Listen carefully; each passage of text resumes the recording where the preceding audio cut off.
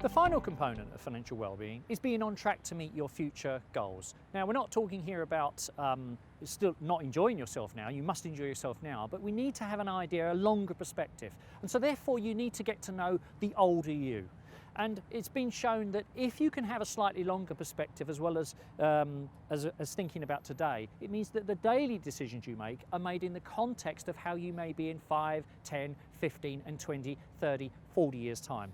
And the reality is most of us are going to live to our 90s or even 100, and those odds are increasing all the time. So one of the ways that you can get to know the older you and make better decisions on a daily basis is to get yourself an aging app.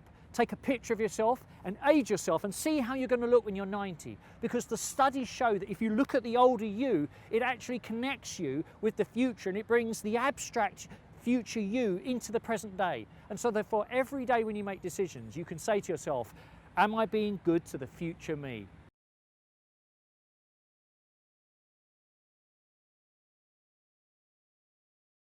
Now, when we talk about being on track to meet your future goals, we're really talking about having some kind of plan, some kind of framework, some kind of context in which our daily decisions are made so that we can be good to our future self.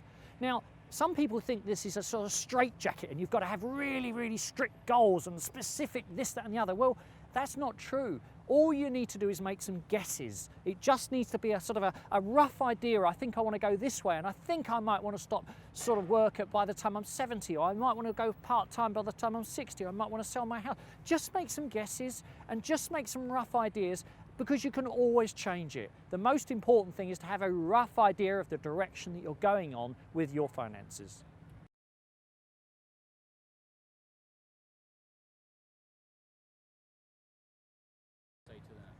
Well, this idea of retirement as an objective, I don't understand that, because retirement, I think in French, means to retreat from society. And actually all the studies show that if you retire in the conventional sense of the word, your cognitive ability, your mental state reduces. You get more depressive, you become less healthy. And so therefore, for me personally, I never want to retire. But being financially independent, you work because you want to, not because you have to for money. Now that is a very different state. But for most of us, we are going to have to work for longer. So isn't it good that we understand that now, but that we often do work that we enjoy rather than work that we don't?